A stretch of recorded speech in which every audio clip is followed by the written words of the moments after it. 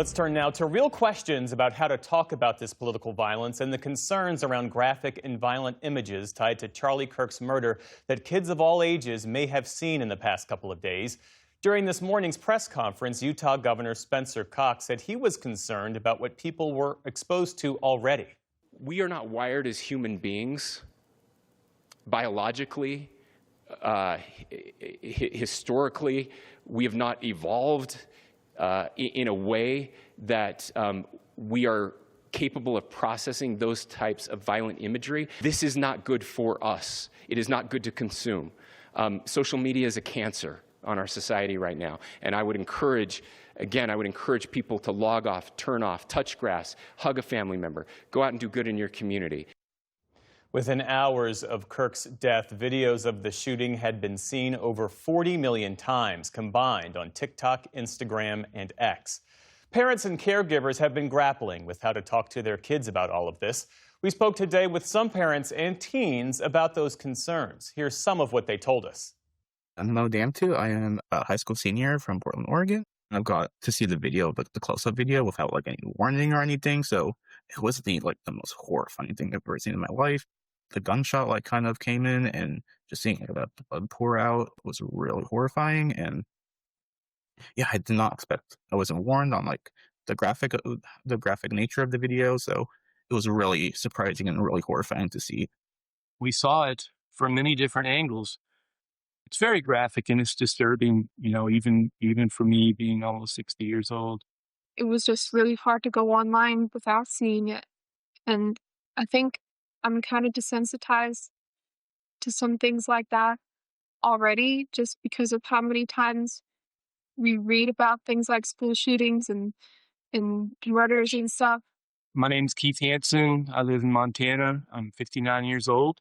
And this is my daughter, Sarah. She's 18. I feel like I have to step away from social media for a little bit if it's going to keep showing me that video. I still want to be able to have feelings, seeing something like that happen to somebody. And it's a little disturbing to me how I don't feel anything anymore when I see that video. I'm Quillen Musgrave. I'm the parent of two kids aged 14 and 7, and we live in Richmond, Virginia. These kids, they have seen so much, and the things that they've seen happening and unfolding live or seeing the aftermath of events that have happened.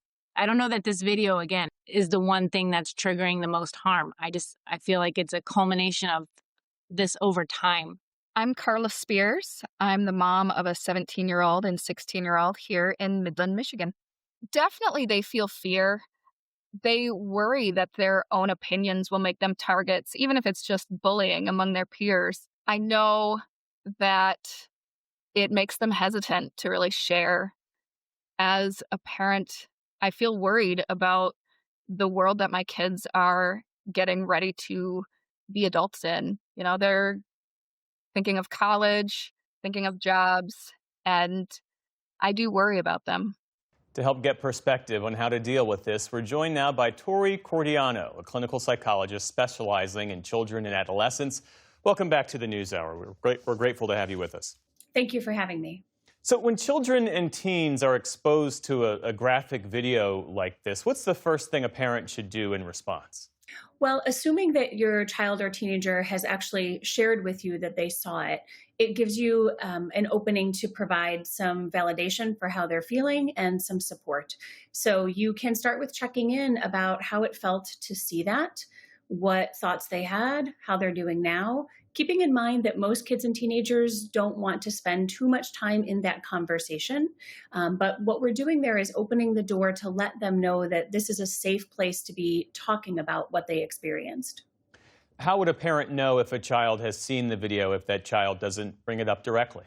I think with this specific incident, if you have an older teenager, you can assume that there is a decent possibility that they have seen it or at least seen part of it.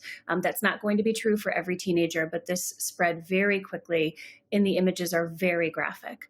So checking in with your teenager, especially your older teenager, about if they had heard or seen anything about this, because some kids, especially slightly younger kids, may have seen it without realizing what they were looking at first, without searching it out. and then be holding on to this feeling that they have done something wrong by seeing it or by stumbling into this. So we want to make sure that kids know of any age, if they see anything disturbing online, that parents are the people that they should be coming to talk about that. Well, what are effective ways to help children process disturbing or frightening content they might have seen online or on TV? So the first thing that we can think about is to validate whatever emotional reaction they're having to this. So some kids can feel a sense of shock. Some kids don't have a clear sense of what they've seen, if what they've seen is actually real, if it's AI, if they can trust what they have seen. This particular video is so graphic that I have heard from some kids that it almost it felt hard to even know what they were looking at. So that can result in an immediate feeling of shock. It can result in worry. It can result in fear. It can result in a delayed emotional reaction and a little bit of numbness at first. So just to know that however they are experiencing it, if it's sticking with them in a big way, if they were able to see it and then move on, there is no one way that we expect kids to act when they viewed something like this. And so we want to convey that to them, that however they're feeling is understandable and okay. What do we know about the psychological effects on children of witnessing violent imagery, even through a screen?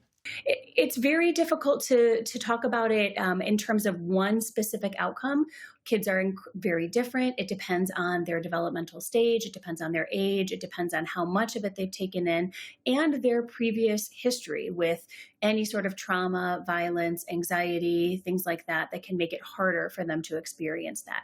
What we do know is that viewing that sort of violence for anybody, especially for kids and teenagers, it creates an emotional reaction in us. And again, that can look a lot of different ways, but we assume that especially in the short term, that kids will be affected by viewing that kind of content online. For older kids who are active on social media, is there any practical way to limit their exposure to graphic or violent content, knowing that filters don't always catch everything?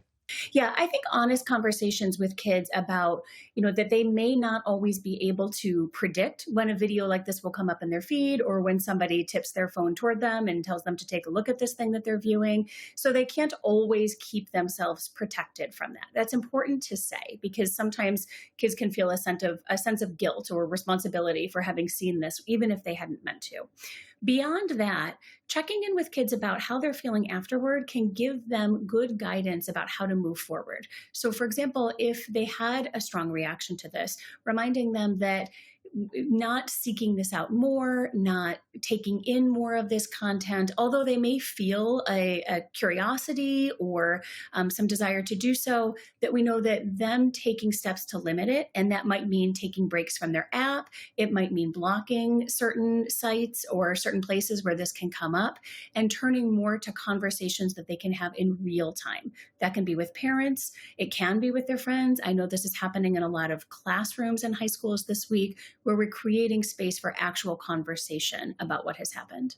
And lastly, what are some signs that a child might be struggling in the days or weeks after seeing this video, or frankly, just living in this fraught moment? So things we would be looking for are any disruptions to their normal routines, their normal way of going about life. So if you are seeing that they are having more difficulty falling asleep at night, if they are complaining of more difficulty concentrating or focusing, certainly if they are expressing that this is sticking with them, but kids, especially younger kids, might not be able to put that into words. Anything that tells you that their anxiety is heightened in a more ongoing way. For younger kids and even middle schoolers, that can look like difficulty separating or wanting to stay closer to home, more seeking reassurance. And then again, those disruptions to the routines that would let us know that this is still on their mind in a more disruptive way. Tori Cordiano, this is most helpful. We're deeply appreciative. Thank you. Thank you.